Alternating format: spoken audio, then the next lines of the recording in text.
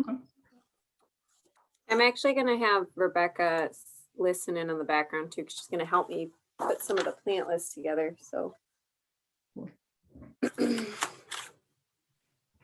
yeah, I actually just wrote down a bunch of different preserves that we can have some interest in for that. So,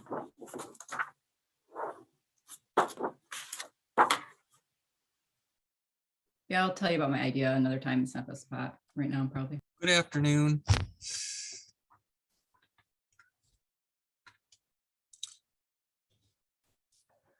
think most of us are here. Should we just do kind of updates? I don't have an official agenda, although I am interested in any thoughts on the plan draft. But I think we've all got a lot going on.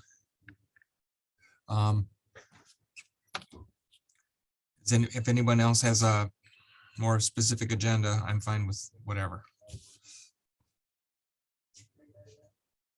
No. Courtney? Hi, Family? sorry, I'm doing car line pickup. So I apologize, but I'm here.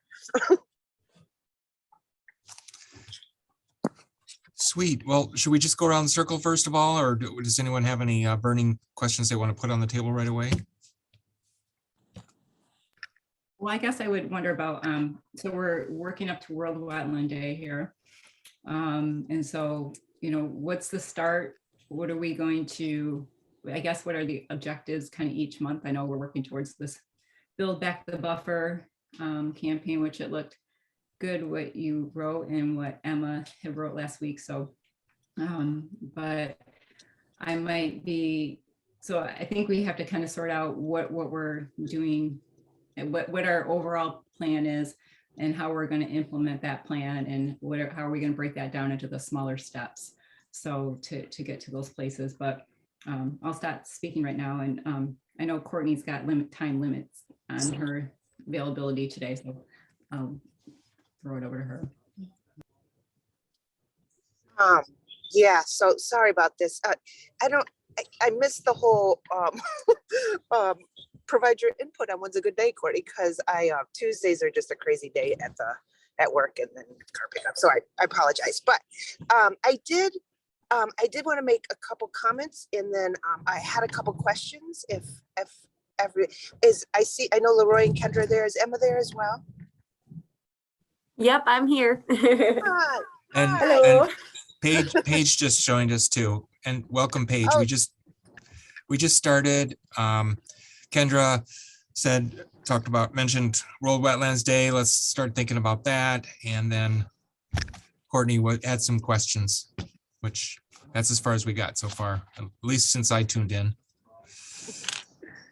Hi, Paige, it's Courtney. So Leroy, I just got a chance to review all the material you sent regarding the Build Back the Buffer. And I think this is a fantastic idea. I'm new to the idea only for my own fault that I haven't been involved in all the conversations. So I had a couple questions about that, if this is an appropriate time to ask. Oh, go for it. Awesome. And actually, I just tried to kind of distill what Emma and Kendra and to some extent Tim had talked about, and it's evolving. So feel free, go ahead. Oh, okay. Do you have background or that? Yeah, do you want like a background on the program? That'd be really great if you could do that. So it'll probably answer almost all my questions. That's great. Yeah. And like Leroy said, it's evolving, and obviously we want to launch everything on World Wetlands Day, which I think is we have a lot of really good information. I love the plan. It looks great. So the Build Back the Buffer, which I still don't know who came up with the name. I just love the name so much.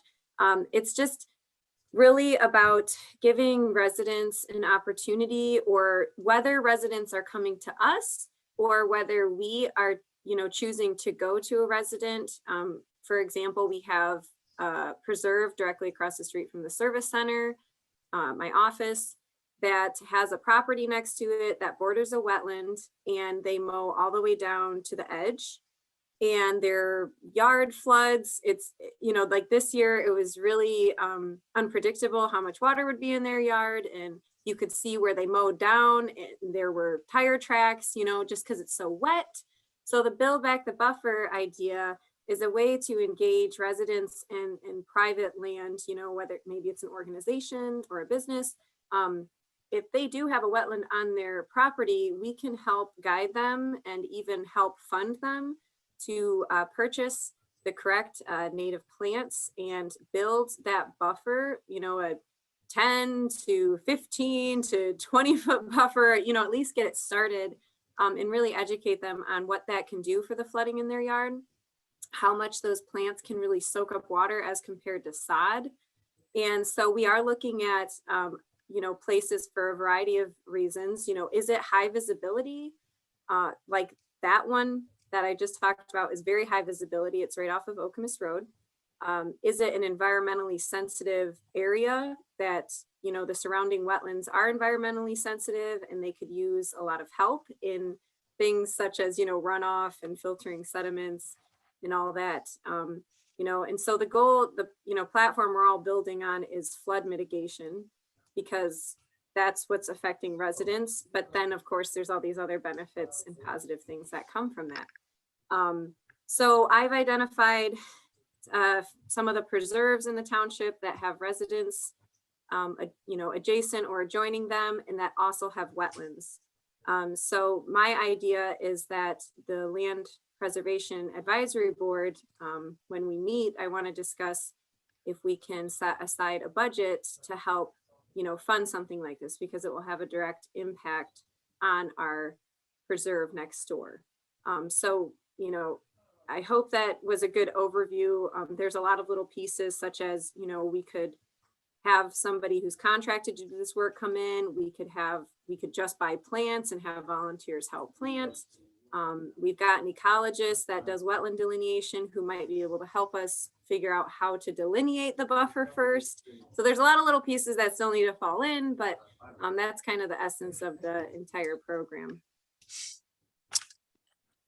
Related to that, Courtney, is, there's some infrastructure money coming to the township. Maybe there's some creative ways to use that money for green infrastructure projects, especially if we have some budgets and projects that are ready to go, or have a good sense of what might come together easily. So I just wanted to add that. But and similarly, on another related issue, there's electric charging infrastructure that would be nice to include in that, but that's another conversation. Excellent. That is super helpful. I'm on Leroy. That puts a lot of context into it.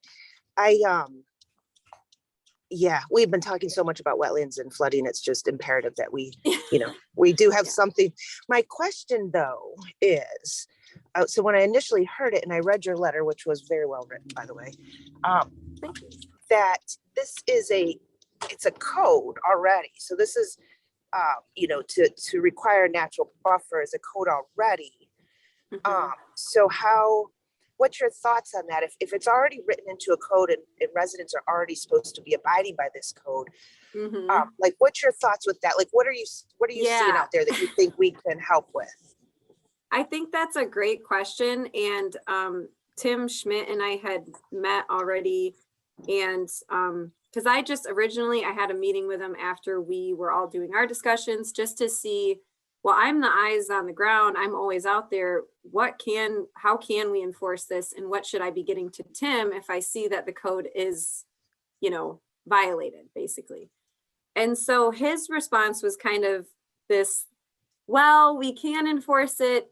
It's, a little difficult just because of the fluctuation of the wetlands. It's not, impossible. It's obviously our code, but do we want to take more of a stance of, we're helping these residents who maybe just have a lack of understanding about why this is such an important issue. They got our letter, they read it, and they were like, okay, cool, wetlands. So we were thinking that maybe this would be a really good direct way to get them involved in an action step while also, enforcing that you have to have this. We are very invested in restoring these areas because they're very important. Would you like to be a part of our program to make this happen and be kind of a demonstration? So yeah, we are definitely going an extra mile there, and doing something that we really can just force them to do this.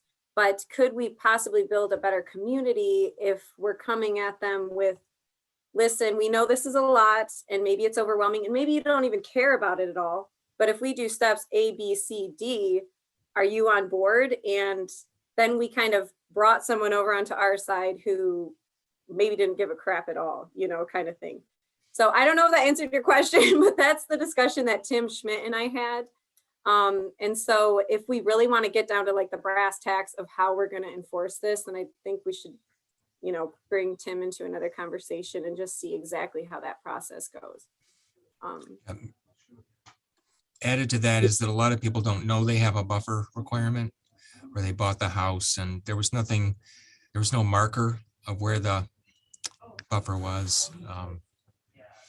So Yeah, Well, and so maybe it's something as simple as, do we have a resource to provide for these residents where someone can just come out and at least say, hey, this is where your buffer is. And they're like, oh, great. Okay, I'll plant some grasses there, or I'll let it grow in naturally. And that can also be a good solution right there. And maybe we don't even need to go through, this buffer program, I feel like is a really good, like, let's really get into it and do it. And, maybe we don't even need to go that far. Oh, I mean, I think I like the idea of, investing, right? Like, I think it's a great idea. And I can talk to Tim on the side a little bit more about the actual ordinance itself.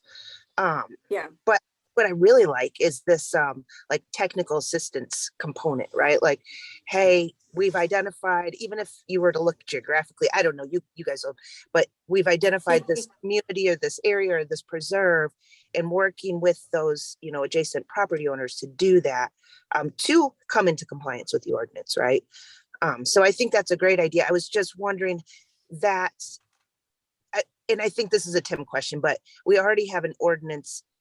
How does that mechanism work to actually fund them or provide funding per se? So that's just something I can work out on that end too. Right. Their legality with that, Yes, absolutely. How do we create the equity? Like, who gets what? And then are we going to, we have other codes, like some folks get violations mowing their lawn, right? And so maybe they have a disability, or maybe they have, they are also in a hardship to where they, can't do that. How do we make sure that that's equitable amongst all ordinances? And that's kind of a concern with that. But I think that's a great idea. And I can work out those logistics with Tim himself. But yeah, overall, I think you guys, I think you're nailed it. This is how you get people involved, right? I think that's a great point though. And maybe if it is a legal thing, maybe it comes down to, oh, you've let your buffer grow out, let us supplement it with more, and maybe probably better plants. Because let's be real, a lot of natural buffers are probably going to contain invasive species. So yeah, maybe it does just come down to, well, we can't necessarily provide this to someone who's not obeying the ordinance, but there probably are people out there who are and could use some nicer things in there. Yeah, or like Leroy, you said, it may be they don't know, but also they moved in that way. How else would they know that there was supposed to be a particular way? So there's not always the, let's say it's not always egregious on the resident's part, and probably isn't in most cases, quite honestly. But right. One of the steps is to sort of refine our grant program. So right now we have $10,000 for green infrastructure grants, green grants to schools. Schools was the main focus, but we could open that up. If we could double that amount, maybe with some land preservation funds or whatever, and just finalize a sort of an application that could be available to anybody. Maybe we could start getting people thinking about it, and flesh out some more of the details of exactly how it would work. who would provide the technical expertise? How much do we offer? But obviously every landscape is different, so every application is going to be a little different. But we have a few models that we can draw upon, like the community garden application. And there's some other outreach models we can use. Okay. Yeah, would you mind, Leroy, if I checked in a little bit more about the ordinance and how that may play a part in that before we actually, well, I guess that's down the road anyways, but I will follow up on that. How about that? I did want to speak to, and we have a doctor's appointment here in a minute, and I apologize, to the ARPA funds. So I do know that the ARPA funds, we're getting them. The governor just put out another notice today. I think at a township level, Frank even knows exactly how much we're getting. But there was some discussion, and I don't want to be a Debbie Downer, and I don't think it's off the table, but there was some discussion that, I think it's like 469. It seems like a lot of money, but there was some discussion amongst the board about being careful on breaking up that money into too many small pots. So not to say we can't ask for that at all, but just know that that was kind of the initial thought of the board. But they're not in any hurry to appropriate that fund. So I think we have plenty of time to consider that and, create a proposal. Julia Kirkwood has also been helpful in identifying a few other sources of grant funds that we might look in, especially for the shoreline restoration projects, which are very similar in some ways to building back the buffer concepts. Naturalizing properties that are near a wetland, basically. Paige knows Julia, I think, and one of the people who oversees those DNR grants lives on Lake Lansing, so that's okay. Excellent. Okay, you guys answered all my questions. I so appreciate it, and I don't want to take up all the time here, so I'm just gonna sit back and listen till we have to go into the doctor's office. I think Brandy had something. Yes, thank you. Okay, so build back the buffer, love the theme, something we can definitely stick with for like communications. I have a question. So this letter to the residents from the document that Leroy sent out, has that gone out yet? No, that's like a super rough draft. I just kind of typed that up as like an overview from what's in my head, but Okay. yeah, so that's gonna undergo changes before. Okay, so is there a plan on when this is, so is this program launching on World Wetlands Day, or I guess I need a little more information on that portion. I think we should be a little more general. We've got a month or so, a few weeks till World Wetlands Day, so I don't know that we're going to have this letter polished up and the grant funds exactly defined. Okay, so this is an idea of something we want to do for the wetlands, a tangible item. Okay, thank you. So on the point of the communication side, World Wetlands Day is going to come up pretty quick. The weeks are going to get really fast here.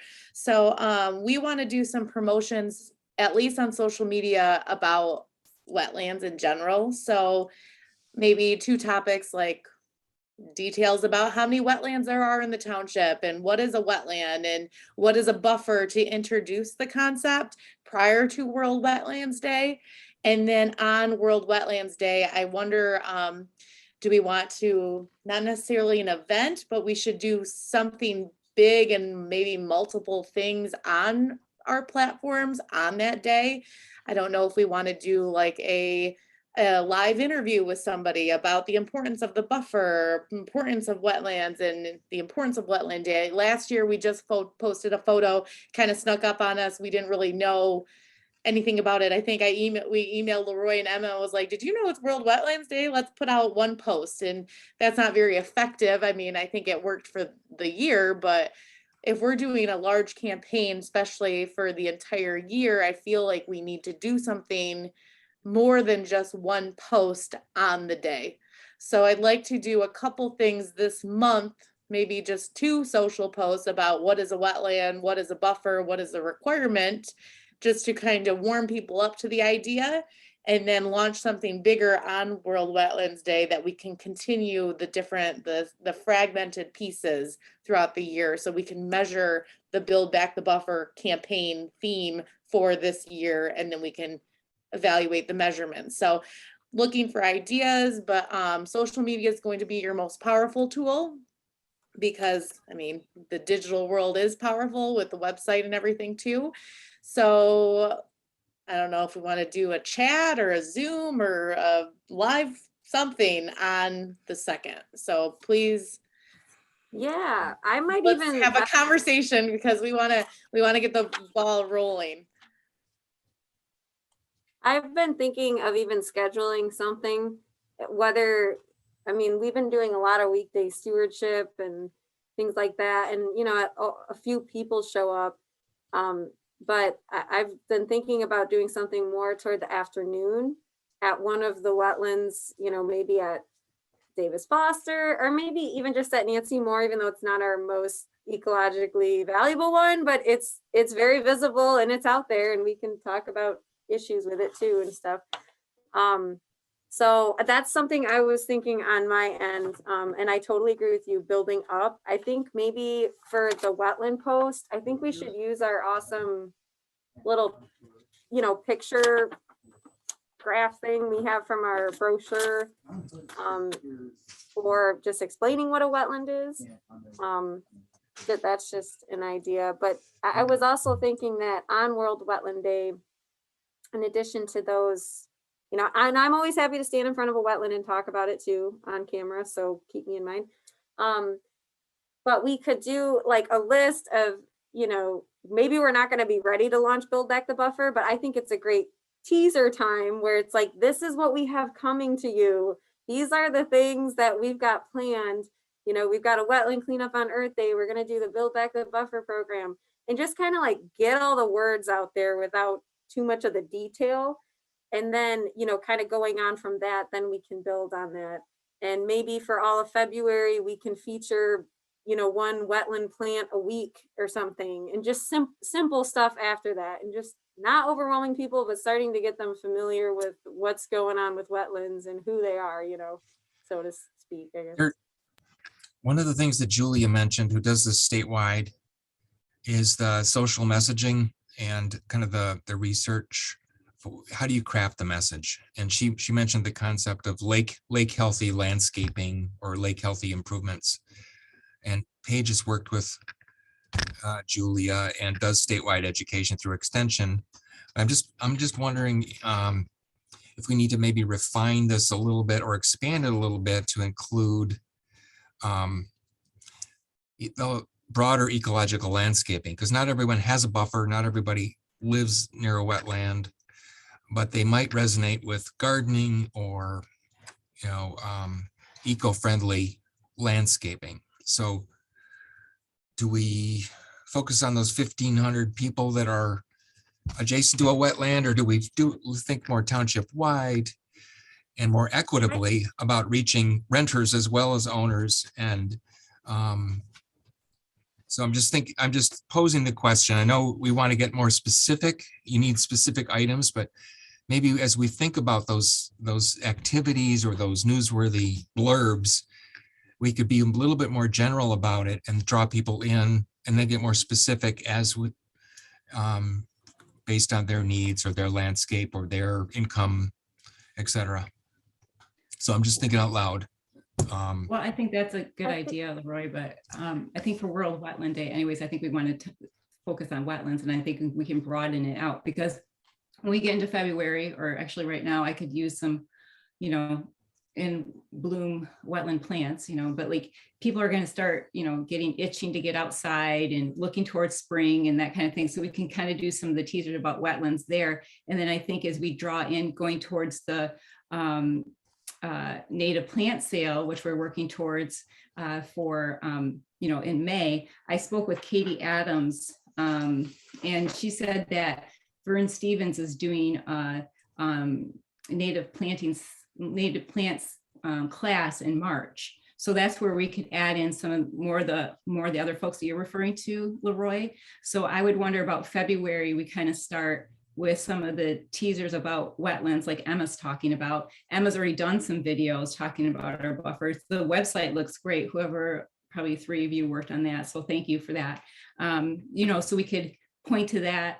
I know our students, you know, you guys know the social media stuff better than I do, but I think we could, in February, I wonder if we could start talking about wetlands and then just get people excited about different plants, you know what I mean? Because those plants that are wetland plants, you can also have those ones that are buffer plants too, that people could have in their yards just where they have flooding. It doesn't have to be necessarily a wetland plant, right? So we get them excited about plants. March, we could add in more of the, you know, broader people that Leroy's referring to, right? Work towards the native plant class, that's in March, and working towards native plant sale, that's in May. So those are my thoughts about that.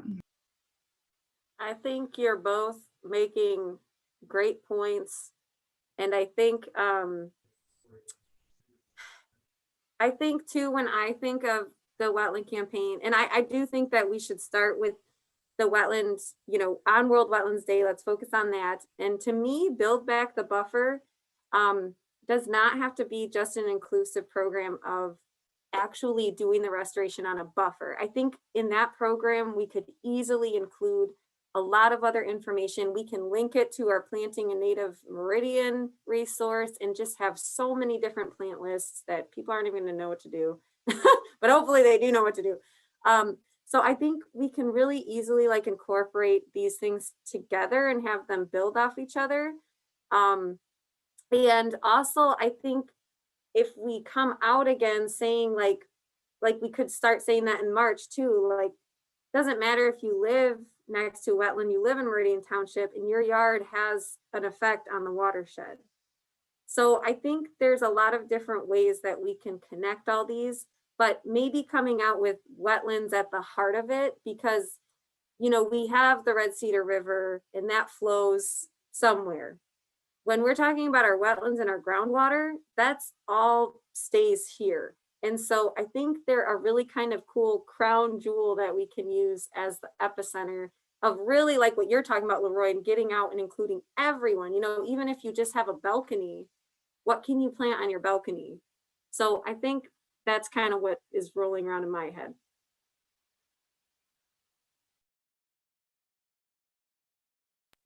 Yeah, I think those are great ideas. And I mean, people are going to be itching to get outside and people are going to plant things anyway. So let's, you know, the native plantings, whether it's related to wetland buffer, just buffers and yards, creating less mowing, you know, just helping with flooding. There's all just a whole bunch of different things, but I think featuring different, you know, putting some beautiful plants out there, Emma, I'm sure you have some ideas about that. And then I think, you know, putting out some, I don't know if you're already working on this, but like, you know, some practical planting guides that people can have, you know, based on, you know, a specific spot in their yard or something or other, to have it be real simple and practical. And then all they have to do is go pick up the kit at, you know, the Harris Nature Center plant sale or whatever. You know, those are my thoughts.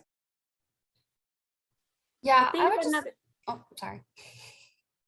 I was just wondering, I mean, it seems like there's like a lot of ideas and they're all really great. I just wonder about like tracking the effectiveness and like actually like on the ground change to like the communication efforts. And I don't know, I'm just wondering about like, if you're thinking about promoting like a certain native plant sale, if there'd be like an opportunity, I know you guys have talked about like providing grants to people who have buffers and partially paying for the installation of a buffer, which I think is interesting. My only concern with that is like maintenance, because we know installation of practices is really important, but we also know that maintaining that long-term is also important. But I wonder about like providing an educational resource and like maybe like a coupon to a native plant sale. So we would know like, okay, somebody came to this workshop or someone engaged with us some way, right? Like someone read something that we mailed them. Maybe it's just a coupon in the letter.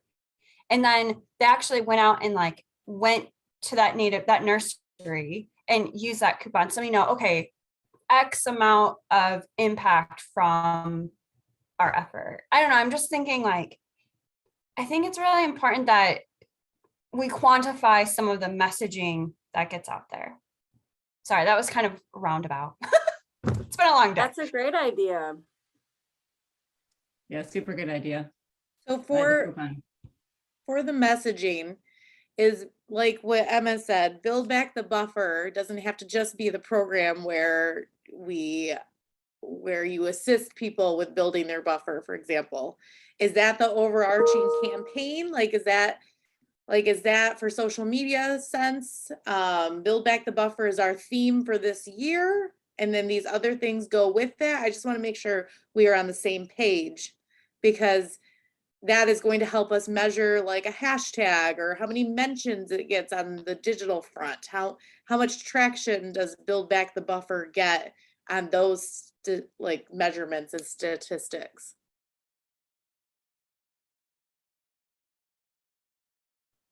Yeah, it almost seems like there's like a native plant aspect, like gardening native plants, using native plants to improve the environment is like one thing. And then the other thing is the buffer. I don't know if those two are the same, because I mean, a buffer is native plants, but it's really specific to water. And we could market all native plants for water quality, but might be a little harder. I don't know. Well, and we do have other like programs too that we could, shuffle more of our native plants. Like we have other ways to platform just native plants, or I don't know if I'm even answering that comment or anything, but yeah. I don't know. I mean, I like Build Back the Buffer just because it's catchy. And also, do we want to just focus on, that one step this year? And maybe that's what we can do this year, and that's the program we want to feature. I guess I don't know. Yeah, that's my question. So when we market wetland information, what are we categorizing it as? I just posted some of the social media slides from the Shoreline Stewardship Partnership. And again, the concept of lake healthy or wetland healthy landscaping. There might be a way to expand it a little bit to make it more accessible, more equitable, if you will, for people's imagination, because Build Back the Buffer makes a lot of sense to us, but does it work for the average citizen? Right. But somebody, gardening is the #1 hobby. So creating a earth-friendly garden might reach more people than something else. So we can keep Build Back the Buffer, and there's a place for that. But for the overarching campaign, it might be helpful to just be a little bit more general, but sort of press some of the buttons that are mentioned in this kind of significant research study about what messages resonate with people. And are you targeting the early adopters? Or are you targeting the people who are part of the next wave? Or are you trying to target the people who don't give a crap? And where do you focus your efforts? And I don't know, Paige, if you've studied that stuff, but I will say that it's really difficult to have a campaign that relates to everyone, right? Like that's really hard, right? You have to, I feel like you have to kind of segment your population some way. And I get what you're saying. Like now everyone lives on water, but we all impact water. But I'm afraid that if it's just we should talk to every township resident about plants, how can we measure that and show, if we were to apply for a grant in the future, that we were successful in kind of this initial step, versus if it was something like Build Back the Buffer or targeting lake homeowners and people that live on wetlands, it could be we targeted these people with this mailing, we gave them a coupon, this many people utilize that coupon, this many native plants were planted on water. I just feel like we might be able to quantify it and then move on to something bigger. I don't know. That's just my feeling. no, Consistency is key. So if we stick with one thing, I understand what you're saying, but consistency is going to help us with a campaign. Yep. So if we're like build back the bottom for one day and native plants another day, I mean, if they go together, that's great. And that's just an aspect of it. I just need to make sure like we're really close to launching this and we need to say something this month is build back the buffer, the message. That's all. That's what I need to know in order to do our part from the digital aspect and marketing. I think we have so much to work with on this one program that I have a feeling that I'm just afraid that we're gonna be stretching across too much. And even though maybe we're not reaching every single person, I mean, our whole goal with this campaign was to reach those people who live next to a wetland. And so I want to help everyone, and I definitely, you know, creating programs to try to do that. I mean, we have so much planned for native plants next year with the Meridian Conservation Corps. So I think that's also why I'm like, you know, I'm already on that track with them and trying to get people out in the field and working with the plants. But I think in this specific instance of what we started this campaign for, I think it's okay to not want to reach every single person the first year. I think we need to start where we know we can make a really big difference. And I think there's a lot of work we can do in this small area, which really isn't that small of an area, I guess. But I think if we bring it down to one thing, we might be able to make such a huge impact on that. And maybe next year we get to it and we find, well, maybe it wasn't how we went, but I just don't want to stretch us too far on everything. I wasn't suggesting try to reach everybody. I'm just saying be more conscious about what works for people that are promoting shore-friendly landscapes, which are similar to promoting buffers. What works and what doesn't work, and target those messages. It's not just who do you target, but it's also what is the message. And I think we're very close. I just there's a lot of research on it, and it might just help as we sort of craft the message a little bit further. So Yeah, anyway, I go think we ahead. can look at that. That was really helpful, Leroy. I think it was really, really helpful. And I think what Emma's saying is true too. Like, we're going to have a lot just with this build back the buffer. And I think that we can put signage around the spots that we're doing that. And so if we have some public demonstration areas and and people can see those areas and how gorgeous they are. I mean, I like what you put in that, what you sent, Leroy, just even with those pictures in there, those were really helpful because, oh my goodness, I would love to put those in my yard. And I think that's what people are going to want to do anyways. They're going to see it and they're like, oh, wow, I want to make that in my yard. Even if it's not, maybe they don't even have wetlands in their yard. But okay, how can I put purple coneflowers in my yard? Like those are fantastic. So I think that there's all kinds of things that how this can grow in year one. I think Emma's right. There's going to be a lot of work already with it. So I think it's exciting moving forward, and then it can grow beyond that. But what I like Paige's idea about the coupon too, because I was talking a little bit with Katie, and I don't want to speak about some of the ideas we had talked about, but if we can get some native plant classes where people can have more access to those, and we can maybe give coupons to that and give them over to the Harris Nature Center, so then we know that people are going there and purchasing their plants. Or if we do that to Wild Type or to, any other places that make some sense to do it at, then we know that it's getting places. But then also we can have the shout outs on, social media that so-and-so planted, this in their yard, take a picture of it. And maybe we need to make some sort of again, this is not my area, better than I do, Brandy, how to create some sort of exciting challenge about oh, wow, I did this in my yard. Or and I can just speak for myself, by planting the native plants that we planted, we have all kinds of bugs and cool metallic frogs and different things that I don't know the name of that Emma would, in our yard that we didn't have before, and that's exciting stuff, and helping the ecosystem, or getting schools and kids involved in them talking about it and different kinds of things. I think there's so many ways that we can measure it. Okay, so what do we need for World Wetland Day? Just to kind of summarize.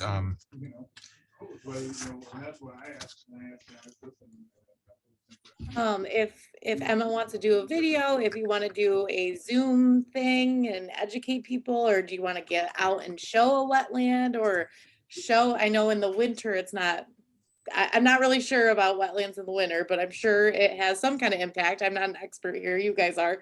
So something visual and more than just posting a picture would be good. Video is very powerful on social media. We could pre-record something and post it on that day, or we could do a live or do something, or we just need to know from you what you guys want to do on World Wetlands Day, and we can support and make that as a part of our marketing on that day. You know, Emma, I was thinking, I have a whole bunch of pictures of Davis Foster in bloom. So if you wanted to do Davis Foster, we could do it what it looks like right now, but I could show pictures of it in bloom. I don't know that I have videos, but I have pictures of it in bloom. That would be great. And I have some pictures too. And I think definitely putting something with what it looks like when it's warm out would be really, really nice to be able to add to that. I also, I'm happy to, like I mentioned, do an event outside. I know the weather might scare some people. It could be really nice. We really don't know. But you know, it looks like in February, it's at least staying light out till about 6:20. So if I started an event, you know, even at like 4:30, so that people who work can stop out, or I mean, and when I say event, I just mean maybe just walking around a wetland and simply pointing out what it is, what they look like, different species we're seeing, that sort of thing. Just very simple. A lot of people think of like water when they think of wetlands. And I think we want to also expand the people's imagination about what is a wetland. Some high school Absolutely. students did some kind of nice infographics, but it was the wetlands they used were more lakes, but there's 7 other types of wetlands that I don't know how many there are, but we want to think people, like everyone's near a wetland. Everyone has an impact on the groundwater. Again, I don't want to get too general, but maybe if we shared some pictures with Brandy or Andrea, and the brochures that we have that are related, sort of the information material that she's already started to put on our website. And we just keep the conversation going. I'm sure Paige has some awesome fact sheets that she co-wrote with Extension, and probably has some other sort of yard-friendly grass cycling, low mow, water freight saving landscaping. MSU Extension has lots through the Smart Gardening program. So we wrote a few this last year specific to water. And so, yeah, you guys are like absolutely more than welcome to use those to like copy paste language. You can do that. Link to them, whatever you want. And so, yeah, I would just say that. I would say too, like thinking about wetlands in general, I think people really react positively to animals. I know as water resources people, like I don't think about mammals or birds often or reptiles, but I think, you know, just like a post about turtles. I mean, as weird as that sounds, like that's cool, right? And I think in the spring, like if you go walking in the spring, like I go to water in the spring because that's where like all of the wildlife is going to be. So I feel like, I don't know, we could do something cool about that even. Or migratory birds, right? The birds are going to be coming back in the spring, you know, something just about birds that you might be seeing in your yard that, you know, maybe frequent wetlands. So I don't know, those are just some other ideas, because I feel like people, at least in my classes, seem to always really like animals. And I don't talk about animals nearly enough. So They're You are charismatic. correct. Yeah. Animals and kids. Kids Right. doing volunteer activities. Harris, Right. if we worked with Harris, they could even, you know, utilize their animals. And I mean, what if it was even like a little interview between them and the turtle about why wetlands are important? You know, snappers live in wetlands and they have their famous snapper. And so I don't want to put more work on them, but we can of course just use them as a site if they'd want, but I'm sure they want to be a part of that because we kind of, as the Parks Department, we kind of leave all the wildlife education to them. So maybe that's where they can come in. It's also 25 years for them this year, and we're trying to connect a lot with Harris Nature Center. So that could be fun. And then vernal pool monitoring is going to be coming up really soon in the spring too. So we can wrap in our little salamander friends. I actually just got an idea of, Leroy, you were saying that we want to show people how diverse wetlands are. If I do a walk on World Wetlands Day, maybe I can do one every other Wednesday at a different wetland and really try to be mindfully choosing a forested wetland, show people what a vernal pool is. At the end of February and beginning of March, fairy shrimp are going to be out. So we can actually go show people those cool animals. Even if 5 people show up, that's 5 people that are getting to learn about that. So just an idea. Emma, let's connect too, because do we have a list of what, like I said, I don't really know how many wetlands are in the What town. are wetlands? Like seriously, that would be very helpful to be listed on the website or on our social posts. And then Absolutely.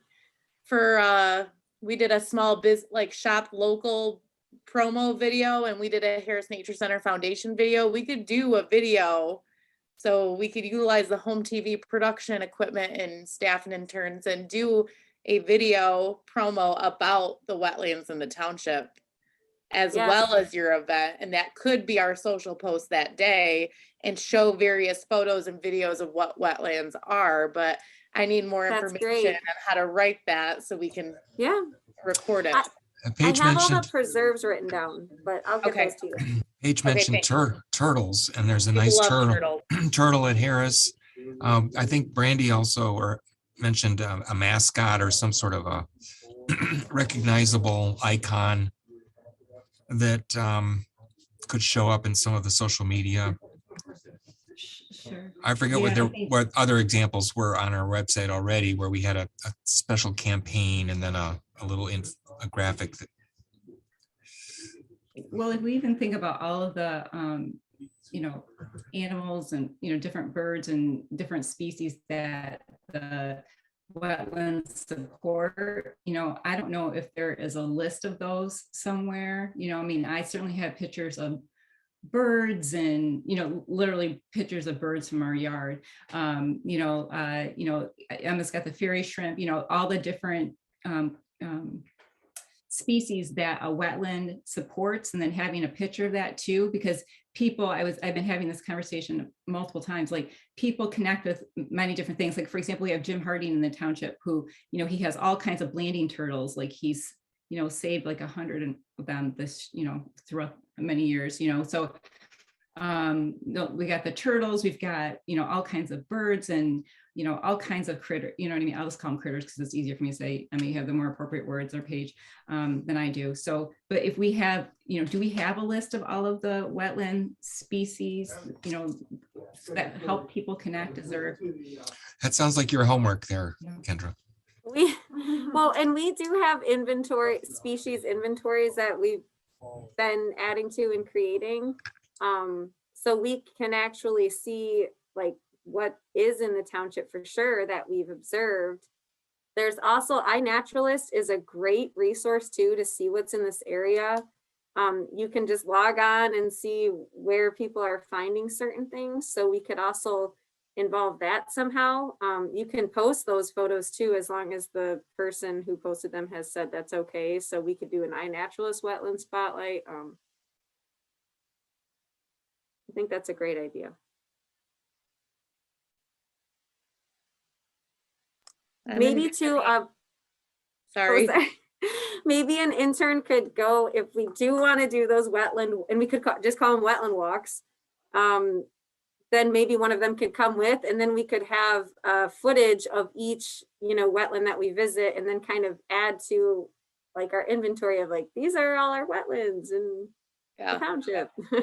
That would be good. And Andrea posted in the chat, we did a did you know campaign for elections, like did you know you could register online and did you know you could do this? But I was thinking, did you know wetland campaign could have like an animal with like a bubble, and did you know that I live here and whatever, I don't know. That's cute. Yeah, like a list of those kind of factoids. People, I like to call them factoids, the little fact bubbles. Those do really well online and people respond to like smaller chunks of information. So if we can compile a list on those kind of things, that would be really cool.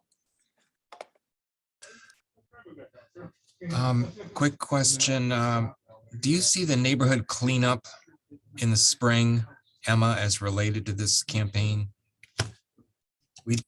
We did a neighborhood cleanup this Yeah. year, and we talked about doing one this spring, maybe around a wetland.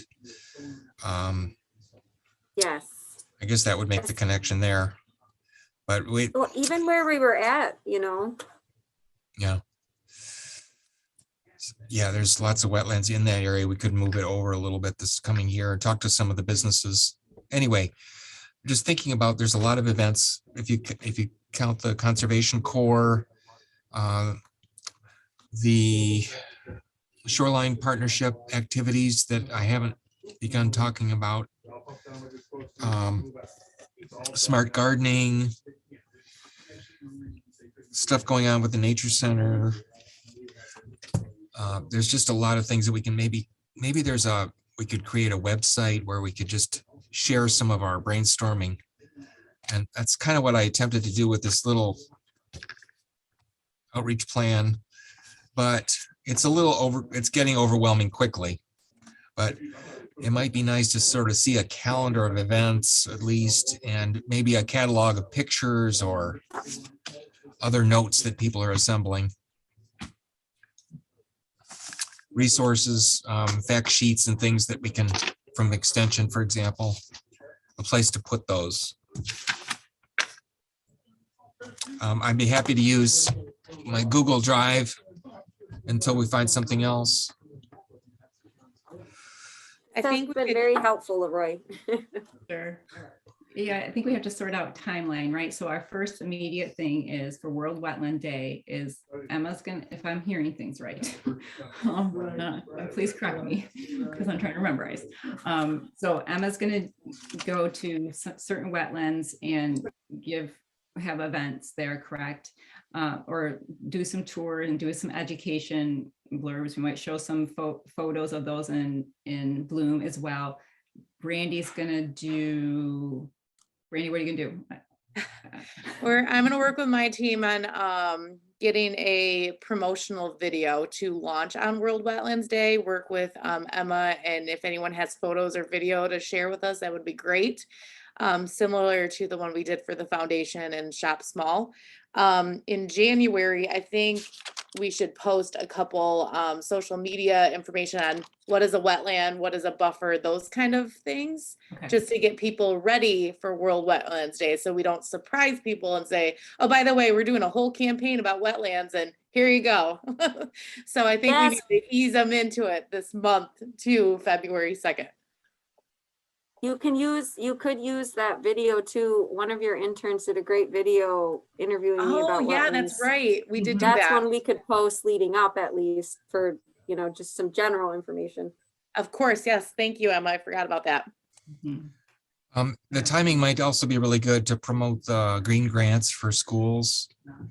And with permission from the committee, Kendra and John Sarver, Courtney are on the committee. We potentially could expand it a little bit so it's not exclusive to schools, so that we get other organizations thinking about grants. So what would be helpful to me is, so do you have your next steps? What do we need to do? Like, what does this group together need to do? How can we be best helpful? What can I do to be best helpful in the next, say, 3 weeks up to World Wetland Day? I just need, if you need me to do some tasks, I just need to know what they are. So I need a deadline on them, please. So. Well, I think your photos would be really useful to send to, you know, me or Brandy or both of us. You could just CC me. I think, well, I guess too, just making sense of what I'm gonna work on is, Randy, would it be helpful for me to make up a little thing for the wetland walks and send it, or do you just want information and to make it? What would be the best? The best thing for me, if you can plan out like, okay, I'm gonna do a wetland walk on this day, on this location at this Mhm. time. That is what I'd like, because I think we should do some kind of like graphic that we use on social that have wetland walks have an identity, kind of like Howl at the Moon does their own graphics kind of thing for Yeah. Heritage Nature Center, so Yeah. that people will recognize it as part of the campaign. We need to have a consistent look and feel on anything we do with wetlands. So Perfect. dates and times would be good. And then Okay. I want to do a spreadsheet, kind of like a content calendar for social media that I think will help with marketing. So like January, these are the things that we've talked about, which ones are we going to do? And then February, this is our plan to post on World Wetlands Day, and we could follow up with these kind of content. Or maybe we want to put a flyer on the door about join our wetland walks or be a part of someone said something really good I wrote down. Wetlands are at the heart of it. I like that. We could we could talk about how we could relate that to build back the buffer, the messaging. Just some options. I feel like in my mind, we have a ton of options we could do in communications, and I don't think you guys know all of the options. So if we could provide you the list of methods of communication, Leroy, I can't really see what you're holding up there. Methods of communication, and then a spreadsheet of like what we plan to do each month would be helpful, and I think can help organize on my end at least, because we have a lot of different campaigns going on too. So in this sheet you're talking about, would we all be able to put in a little input, and then that way, and then we could have a final of like, this is when this is all being posted? Yes, that would help us a lot too, because we don't know the information necessarily. Right. So, but planning it out like we do when we have social media interns, we say, what's your content calendar? What time is this going out? What is it? What's the picture and that kind of thing? And we can help plan it out. So we need to send photos to you, and then you and I will connect to on video and all that. And then I will send you dates, times, and locations. And then also on my end, I'm gonna just keep working on getting plant lists together. And I'm waiting to hear back from Vern Stevens too. He's gonna help. He has actually done restoration, so he's gonna help me with that. And I'll share with the team if the spreadsheet I just talked about, I think it will really help us. And then the methods of communication, so you guys can think of different ways we can impact people. Yeah, I think Sounds good. I've got a meeting Yeah. with Giannis to catch up on the Lake Lansing project that he's been involved with for the last 3 years. And we want to identify some sites on Lake Lansing that are more traditional, some that are maybe ripe for a national shoreline, but I'm going to be working on that, and also share information about the grants. I might need some help with those. That's great. Hey, Leroy, on that one, I think considering, plants that are, I think I left Paige a message about this. Maybe you didn't get I can hear back, but like those low grow plants that have those deep roots might help some of those folks on Lake Lansing to buy in a little bit more into it, because, they're concerned about view. So some of the, that might help with that, to help people understand it doesn't have to be, it doesn't have to be more than 3-4 inches, maybe, some of the plants. And I know Vern will know some of those. I don't know if Paige knew some of those plants, but I wanted to throw that out there before I forget. If any of you, think, that's a go great ahead. idea. And if any of you want to be sort of on the Lake Lansing subcommittee, I'd be happy to invite you. I appreciate the Sure. networking that you've done with that, Kendra, already, and some of the resources you've shared, Paige, are great. Yeah, I would just say I don't think I got your message, Kendra, but I'm fairly confident that the Natural Shoreline Partnership has height as one of the, like, I think you can sort through the list if I'm remembering correctly. But yeah, I would totally agree with you, Kendra. I think people on lakes want to look at their lake. Sure. That's And I why think they that's have the way to get grass. the buy, because I've heard things, so I just want to get a way to get the buy-in, a buy-in is like, okay, well, you know, it could just be a small little plant that could look like a blah, Yeah. blah, blah, And I think the key whatever. to, I mean, So- to encouraging people to have natural shorelines or buffers like that. We just have to have really pretty pictures. Mhm. Like it can't even be like, oh, this was installed this year. It needs to be like 5 years post establishment with like birds and butterflies. You know, it's got to be like super attractive. And So, turtles. and turtles and birds. Sure. But sure. I will also just say we are working with Eagle. I don't know. I was gonna send you an email, Leroy. We have Eagle just put out a ton of new fact sheets about shorelines. Have you seen those? There hasn't been a ton of promotion about them yet. Oh, you're muted. I saw some of the ones that you had helped with. Okay, I will send you an email right now. They just came out like this week or last week, but of their fact sheets. I didn't work on them. It was, I think, Eric Calabro. I don't know if you've worked with him at all at Eagle. But I'll send them to you. And I think they're even going to be printed so we could, you know, promote them widely. That's an Eagle resource. And then one of my colleagues just worked with a really amazing illustrator to do some drawings of natural shorelines and native plants and different types of landscaping, you know, depending on like the type of house and that sort of thing. I'm not sure the status of those yet, but when they are available, I could definitely share them with you, Brandy. I can share them with all of you. Because I think they're illustrations, but they're very like warm, fuzzy, attractive, Yeah. applicable, that sort of thing. So Look more like art, maybe. yeah, they're artsy, right? They're a Yeah. drawing, but they, you know, you could totally use that in like a social media post or something. Yeah, So I that's will- great. Yeah, I will follow up on those. And some of them include animals, of course. Yay. So so we have a sense of some of our next steps. When do we need to connect back together? And then I kind of like an idea of like, all right, we're going to work on this here. Each person's responsible. This is my homework. I think about it as homework assignment. My homework assignment is to find the photos. Like, what's my homework assignment? Which each person's kind of homework assignment in between the meetings. So, you know, so that we can kind of keep this, you know, moving forward. So whoever wants to organize that, I'm cool with. But I know from Courtney's standpoint, she was preferring that when we meet together again, that a Thursday is a better day for her Yeah. to do this. So Yeah, we need to do that so it's a little easier on her. She looks busy.